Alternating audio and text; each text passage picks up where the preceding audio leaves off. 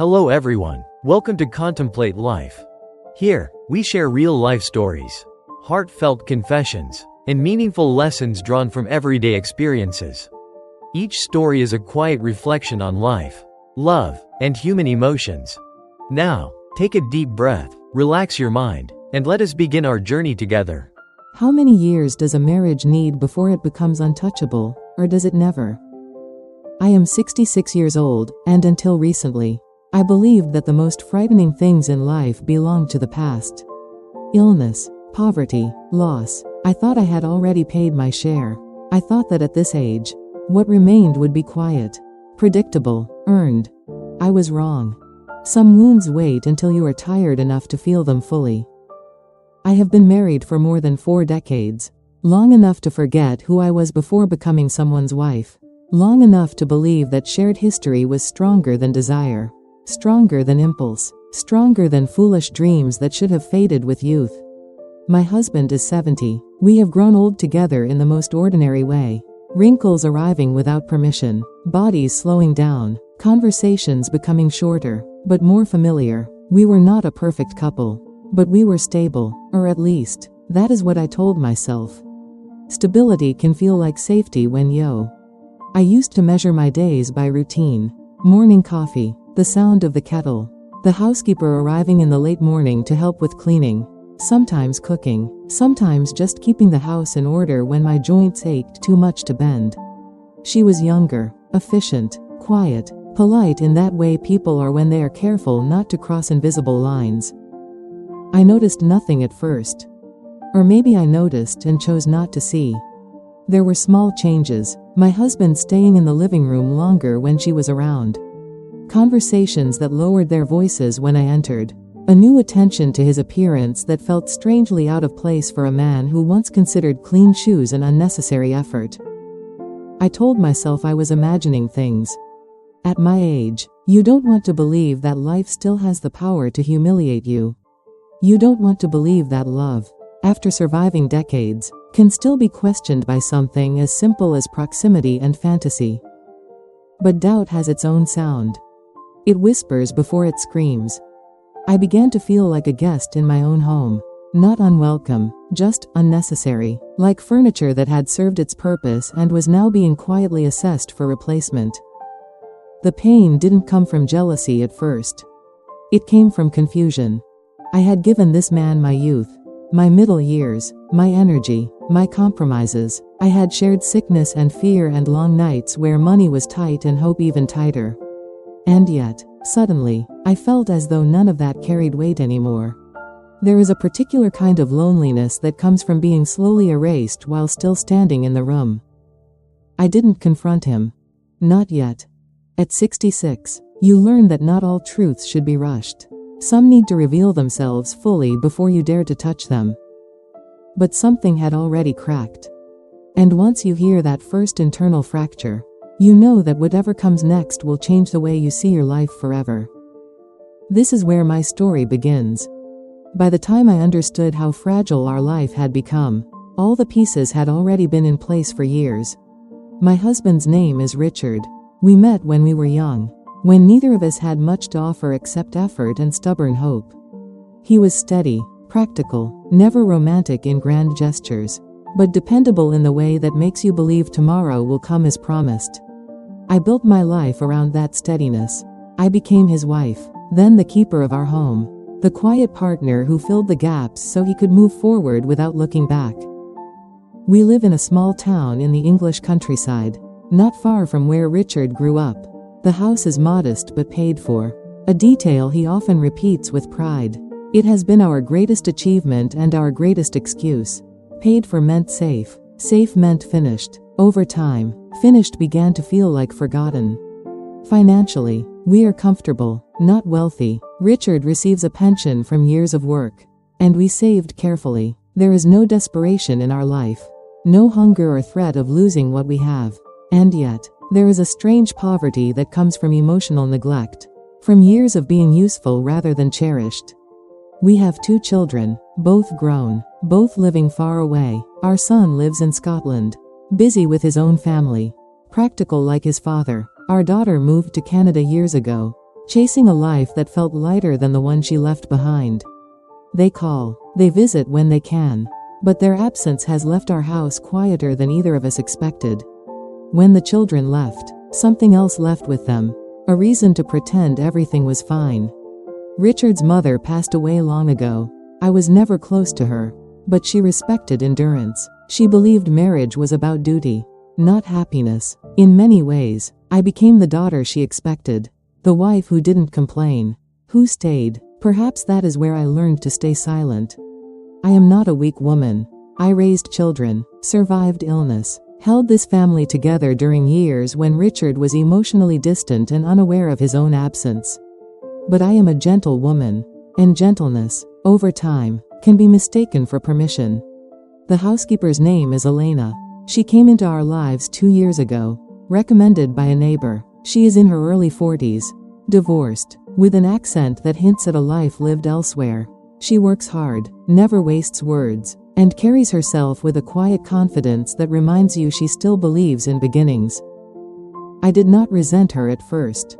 I welcomed the help. My body has grown slower, my hands less reliable. Having someone clean, cook occasionally, organize the things I could no longer manage felt like relief, not threat.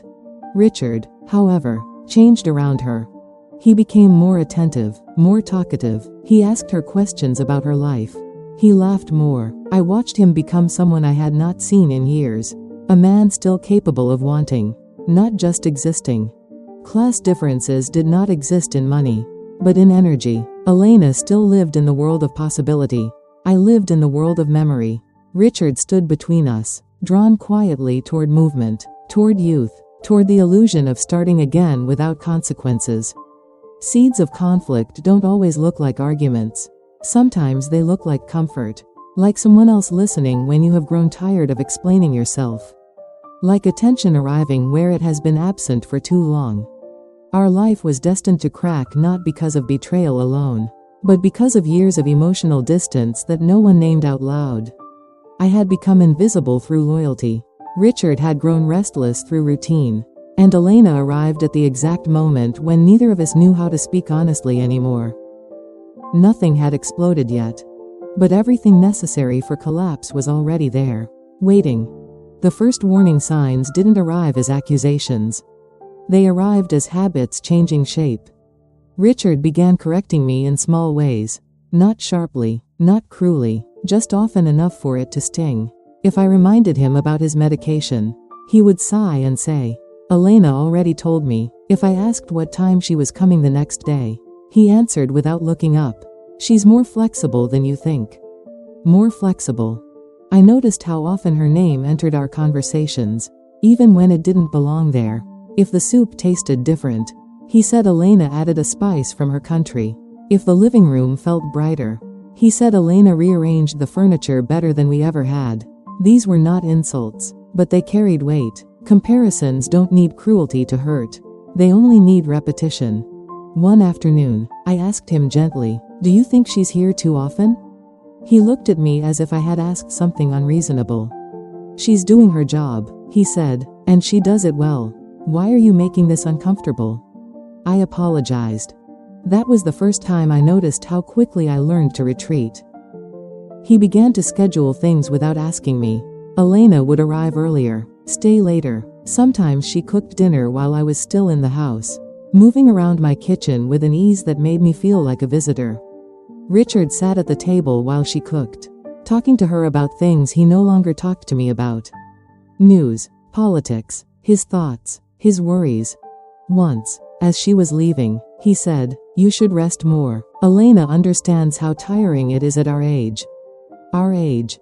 She smiled politely. I smiled too. That night, I lay awake wondering when I had become old in his eyes while she remained simply tired. There were moments that felt sharper than the rest. One evening, I asked Richard if we could eat together. Just the two of us. Elena had finished early and was already gone. I wanted something simple, familiar. He hesitated, then said, "I already ate earlier." "With her?" I asked before I could stop myself. He frowned. "Why does everything have to turn into suspicion with you?" I swallowed my words. I learned that questions were becoming dangerous. Another time, I found him helping her with her coat. Not inappropriate, just attentive. His hand lingered longer than necessary. When he noticed me, he pulled away quickly, as if surprised by my presence in my own hallway. "You didn't need to do that," I said softly. "She's not as young as she looks," he replied, "and she has no one looking out for her." That sentence stayed with me. No one looking out for her. I wondered when I had stopped being someone worth looking out for. Control began to slip in quietly. He questioned how I spent money, even small amounts. He suggested I didn't need new clothes. He commented on my forgetfulness, my slowness, my sensitivity. "You take things too personally now," he said once. "You weren't like this before." I wanted to tell him I was like this because something was wrong. Instead, I nodded. At night, he slept closer to the edge of the bed. His body turned away from mine. Physical distance followed emotional distance naturally, like it had always been waiting its turn. Elena never crossed a visible line. That made everything worse. She remained polite, respectful, careful. She called me Mrs. Harris and asked if I needed anything before she left. She thanked me. She smiled. And yet, the house felt rearranged around her presence. Once, while folding laundry together, she said, "Richard worries about you." I looked at her. "He says you've been quiet lately," she added quickly, as if trying to soften it. Quiet, as if silence were a symptom. "He worries about many things," I replied. She nodded, but her eyes carried something else. Pity, perhaps, or understanding. I couldn't tell which hurt more. The worst moments were the ones that happened in public. At a small gathering with neighbors, someone joked about how lucky Richard was to have such help at home. He laughed and said, "Yes, Elena keeps everything running smoothly." I stood beside him, invisible. I did not confront him afterward. I told myself I was being dramatic. That at our age, stability mattered more than pride. That marriages endure seasons, even cold ones. But inside, something was eroding. I began to doubt my own perceptions. I asked myself if I was imagining things because I was afraid of being alone. I wondered if this was simply what aging looked like, being slowly replaced without being asked to leave. I endured. I endured the comments, the comparisons, the tightening of space around me. I endured because after 40 years, walking away felt more frightening than staying quiet. I endured because silence felt safer than truth. But silence has a cost. It collects. It waits. And by the time you realize how heavy it has become, it is already shaping the end of your life in ways you never agreed to. I could feel it coming then. Not the explosion yet, but the certainty that endurance would no longer be enough. Something was approaching. And this time, it would not ask for permission. The moment everything became undeniable arrived on an ordinary afternoon. The kind of afternoon that usually passes without leaving a mark. Elena had finished cleaning earlier than usual. I was sitting in the kitchen, sorting through old papers, moving slowly the way I had learned to move. Richard was in the living room with her. Their voices carried more clearly than they realized. The house is old. Walls remember everything. At first, I didn't listen. I told myself it was none of my business. That whatever they were talking about would fade the moment she left. But then I heard my name. "She doesn't need to worry," Richard said. "I'll handle it." "Handle what?" There was a pause. Then Elena's voice, lower, careful. "I don't want to cause problems." "You're not," he replied. "This is my decision." My hands froze over the papers. My heart did not race. It went very still. When Elena left, Richard didn't come into the kitchen right away. He stayed where he was, as if rehearsing something. When he finally walked in, his expression was unfamiliar, not guilty, not defensive, resolved. "We need to talk," he said. Those words carry a different weight when spoken after 70. He sat down across from me. For a moment, he looked older than I had ever seen him. Not weak, but stripped of excuses. "I've been thinking a lot," he began, "about the rest of my life." I waited. I don't want to live what's left feeling finished. Finished. The word landed between us like a verdict. He spoke slowly, choosing each sentence as if it might break if handled poorly. Elena understands me, he said. She listens. She brings energy into this house. I feel alive around her. Alive, as if life were something he had misplaced and just found again. I didn't interrupt. I was afraid that if I did, my voice would not sound like my own. I'm not asking for a divorce, he continued quickly, as if anticipating resistance. I'm too old for that kind of chaos. But there are other ways. Arrangements. I looked at him then. Arrangements? I repeated. He cleared his throat. In some cultures, it's not unheard of, a second wife, or a companion, someone who brings balance. Second wife. The words felt unreal, as if they belonged to another century. Another marriage, another woman's life, not mine, not here. You want to marry her? I said, not as a question. I want honesty, he replied. I don't want to hide anymore. Hide. As if I had been the darkness he needed to step out of. Before I could speak, my phone rang. Our daughter. I answered instinctively, still staring at Richard.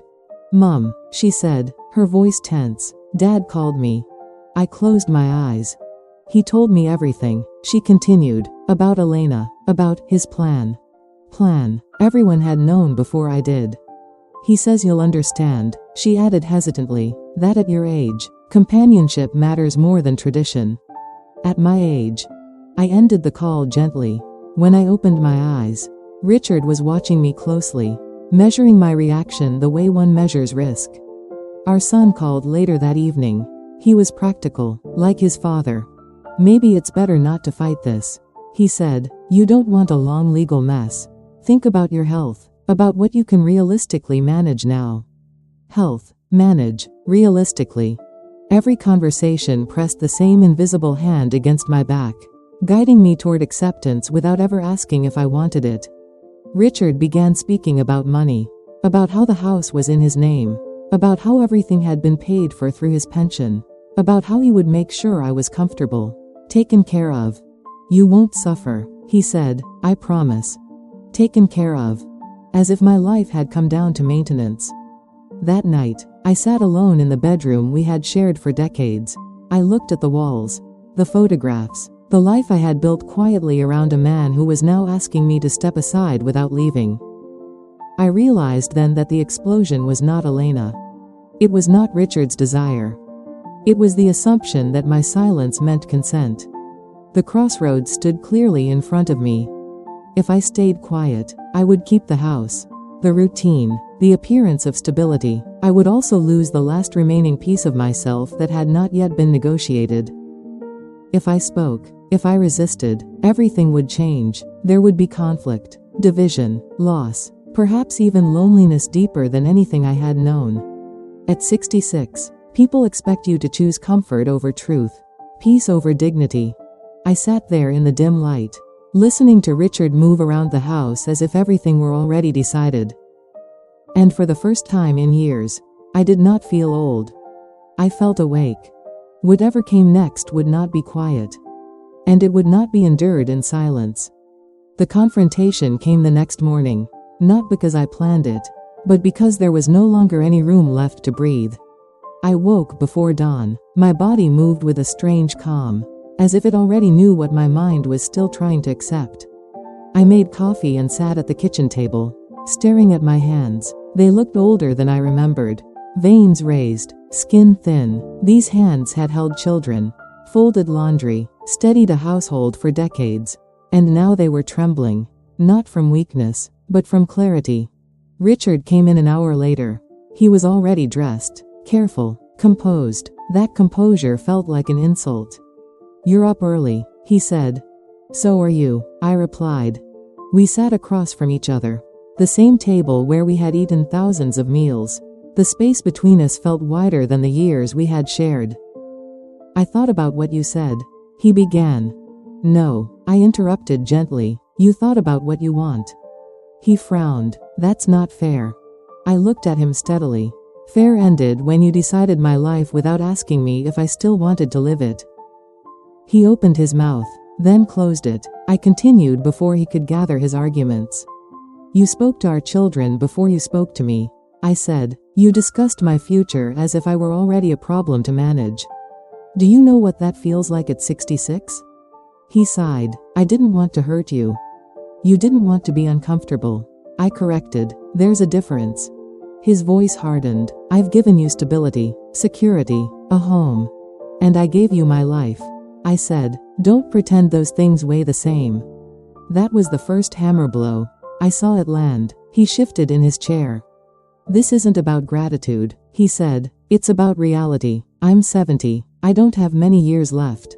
I don't want to spend them feeling invisible. Invisible. I laughed. Quietly, bitterly. So you make me invisible instead. That's not what I meant. But that's what you did. I said, you brought another woman into my home and asked me to make space for her heart in my marriage. He rubbed his temples. You're exaggerating. I leaned forward. Say it again, slowly. Tell me you want to take the housekeeper as your second wife and explain how that isn't exactly what I just said. Silence fell heavy between us. He looked at the window. Not at me. I didn't think you'd react like this.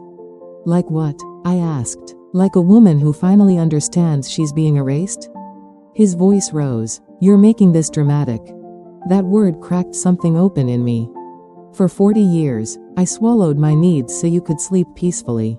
I said, I raised your children. I carried your routines. I adjusted myself smaller and smaller so you could feel steady. And the one time I refused to disappear quietly. I'm dramatic. He stood up. I'm not asking you to leave. That's the cruelest part, I replied. You want me to stay and watch you build a new life beside mine. Alina's name hung between us without being spoken. You said yourself things have changed. He said, you're tired, you're withdrawn, you're not the woman you used to be. I stood as well. My knees shook, but my voice did not. And you're not the man I married. I said, but I didn't replace you. He snapped back. This is different. Yes, I said, because you decided desire mattered more than dignity. That was when he said the thing that ended everything. At our age, he said, love looks different. You should be realistic. Realistic. I felt something settle inside me, heavy and final. You don't get to redefine love after benefiting from mine for 40 years. I said, and you don't get to tell me realism means humiliation. He stared at me, stunned. I will not share my husband, I said, and I will not negotiate my self-respect. What are you saying? He asked. I'm saying you make a choice. I replied, and so do I. He scoffed. You're going to leave? At your age? At my age. Yes, I said simply. If staying means disappearing. You'll have nothing, he said. The house is in my name. The pension is mine. I nodded. I know. That surprised him. I'd rather start with nothing than remain somewhere I'm no longer human. I said. He softened then, tried another approach. We can talk to a lawyer. Make arrangements. You'll be comfortable. I don't want comfort bought with betrayal, I replied. Our daughter arrived that afternoon. Frantic, trying to calm what she thought was an argument. Our son called again, urging compromise, urging peace. Mom, my daughter said through tears. Please don't destroy everything. I took her hands. I'm not destroying it, I said. I'm refusing to live inside a lie. Richard looked at our children. She's overreacting. I turned to him. Say that again in front of them. He didn't. That silence was louder than any confession. By evening, the decision had been made without ceremony. I packed one suitcase, 40 years reduced to essentials. Clothes, documents, a few photographs, not because the rest didn't matter, but because I no longer needed proof of what I had lived. When I reached the door, Richard finally spoke. You'll regret this, he said. I looked at him one last time. I already regret staying quiet for so long. He had no answer. I left the house as the sun was setting. Not in anger, not in triumph, in grief, yes, but also in relief so sharp it almost hurt. Some confrontations don't end with shouting. They end with a woman standing up after decades of sitting down. And once you stand, there is no way to unlearn the feeling of your own weight. Leaving did not feel dramatic the way people imagine departures to feel. There was no sense of freedom rushing in, no sudden lightness. What I felt instead was weight shifting. as if something heavy had finally been put down, even though my arms were still trembling from carrying it for so long. The first nights were the hardest. I stayed in a small rented room near the edge of town. Modest and quiet, the bed was unfamiliar, the walls were bare, every sound felt too loud, every silence too deep. I slept in fragments, waking often, my body still expecting to hear Richard's breathing beside me. Grief has muscle memory. It lingers even when the mind has already decided. Loneliness arrived quickly, but not in the way I feared. It wasn't panic, it was absence. The absence of routine, of being needed, of adjusting my day around someone else's moods and expectations. For the first time in decades, there was no one to accommodate, no one to disappoint, no one to disappear for. At first, that space felt frightening. I caught myself reaching for my phone to explain myself to our children, to justify, to soften what I had done. Then I stopped. I realized I had spent most of my life explaining myself into smaller and smaller corners. Silence, this time, was not surrender, it was rest. Money became real in a way it never had before. I counted carefully. I learned what I could live without, what I could replace, what I didn't need anymore. Comfort lost its old meaning. I slept better knowing every choice was mine, even if it was limited. There were days I felt foolish. 66 years old, starting over in a world that celebrates youth and speed. I wondered if I had made a mistake, if dignity was worth this quiet struggle. Those doubts came mostly in the evenings, when fatigue softened my resolve. But something unexpected began to happen. I started to notice myself again. I noticed how my body felt when it wasn't bracing for disapproval. How my thoughts moved more slowly, more honestly. I began walking in the mornings, not to prove anything, but because movement felt like care. I cooked simple meals and ate them without rushing. I stopped apologizing to empty rooms. Weeks passed, then months. The sharpness of loss dulled into something manageable, not gone, but familiar, like a scar you stop touching once it stops hurting. I stopped replaying conversations. I stopped wondering what Elena was doing, or how Richard justified his choices. Those questions slowly lost their power. They belonged to a life that was no longer mine. Our children adjusted in their own ways. Calls became less tense. Conversations moved away from the conflict and toward the present. They didn't fully understand my decision, but they began to respect it. I learned that being at peace does not require being agreed with. I sold nothing. I reclaimed nothing. I let go. That, too, was a form of healing. One afternoon, nearly a year after I left, I realized I had gone an entire day without thinking about my marriage. The realization startled me, not because I missed it, but because I didn't. The past had loosened its grip quietly, without ceremony. I was no longer angry. Not at Richard, not at Elena, not even at myself. Anger had exhausted itself. What remained was clarity. I could see now how easily endurance can be mistaken for love. How silence can feel noble while it slowly erases you. I did not blame the woman I used to be. She survived the only way she knew how. But I did not want to live as her anymore. There is a particular peace that comes from knowing you did not abandon yourself when it mattered most. That peace is not loud. It does not announce itself. It simply stays. I began to imagine a future again. Not a grand one, just one shaped by honesty. I didn't need romance or validation. I needed space to exist fully, without shrinking. That, I learned, is enough. Life after upheaval is not about rebuilding what was lost. It is about discovering what was buried beneath it. And slowly, gently, I was learning how to live again. The turning point did not arrive with drama. It arrived quietly, the way truth often does when it knows you are finally ready to hear it. I was folding laundry one afternoon when my phone rang. It was my daughter. Her voice was careful, measured, as if she were walking across thin ice. "Mom," she said, "Dad is in the hospital." For a moment, I felt nothing, no shock, no rush of concern, just stillness. "He collapsed at home," she continued. "The doctors say it was exhaustion and heart strain. He'll recover, but things are complicated." I thanked her and hung up. I sat there for a long time. the warm fabric resting in my hands. I expected old fear to return, the instinct to rush back, to resume my role, but that instinct didn't come. What came instead was something calmer, a choice. I waited a day before visiting. Not to punish him, not to make a statement. I needed to be sure I wasn't going back as the woman who had left.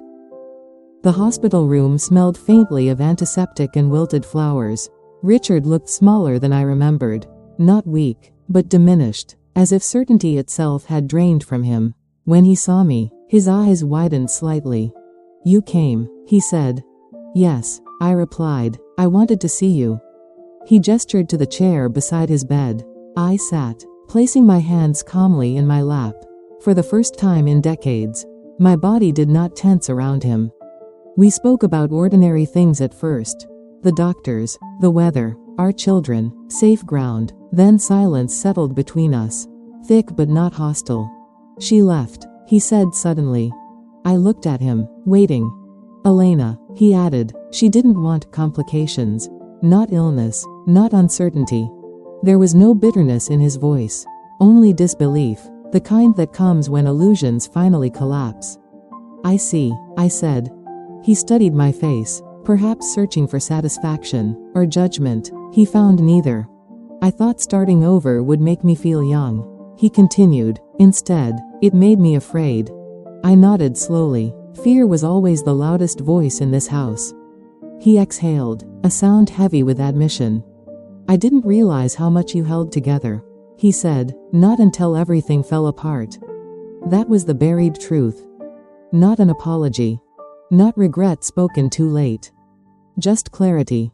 "I didn't come to discuss the past," I said gently, "and I didn't come to fix anything." He swallowed. "I know."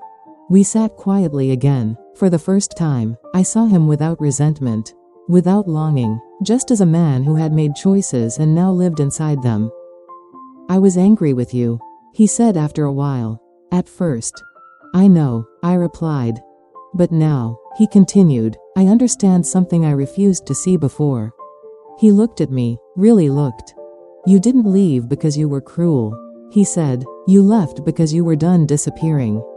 That sentence landed softly, exactly where it needed to. "Yes," I said. He closed his eyes briefly, as if letting that truth settle. "I'm sorry," he whispered, not dramatic, not pleading, just honest. I accepted the apology without ceremony, not because it fixed anything, but because it no longer had power over me. "I forgave you a long time ago," I said, "before you ever asked." His eyes filled with tears. We did not speak again about reconciliation, about returning, about what could have been. Those questions no longer belonged to us. When I stood to leave, he reached out, hesitated, then let his hand fall back onto the blanket. "Take care of yourself," he said. "I am," I replied. Walking out of the hospital, I felt lighter than I had expected. Not relieved, not triumphant, simply unburdened. Understanding does not always bring people back together.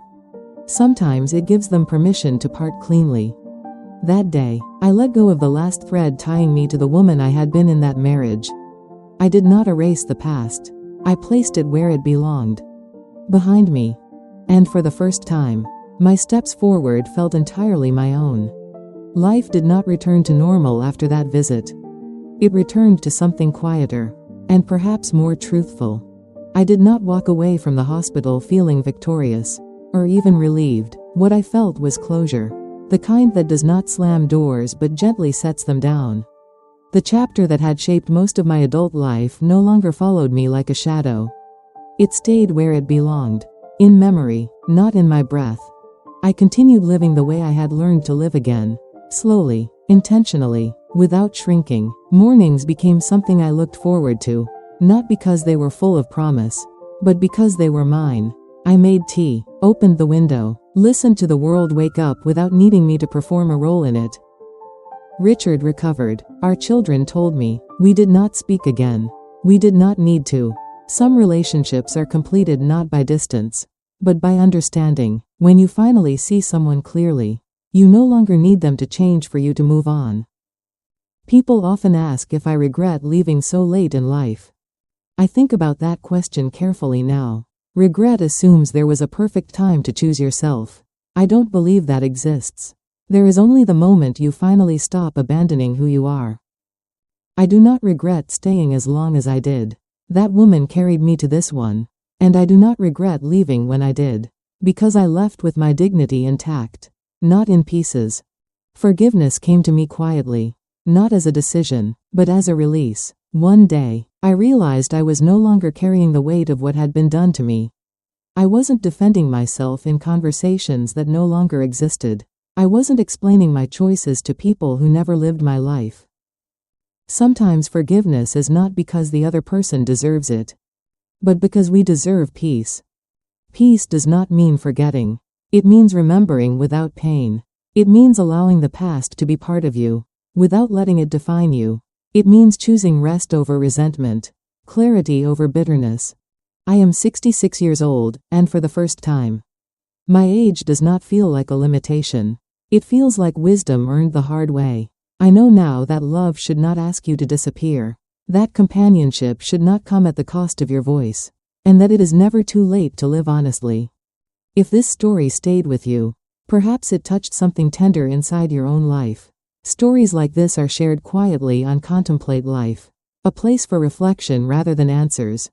If you feel drawn to these moments of honesty, you are welcome to stay. So I will leave you with a gentle question to carry with you. Is there something you are still holding on to, not because it brings you peace, but because you are afraid of who you might become without it? Thank you for listening.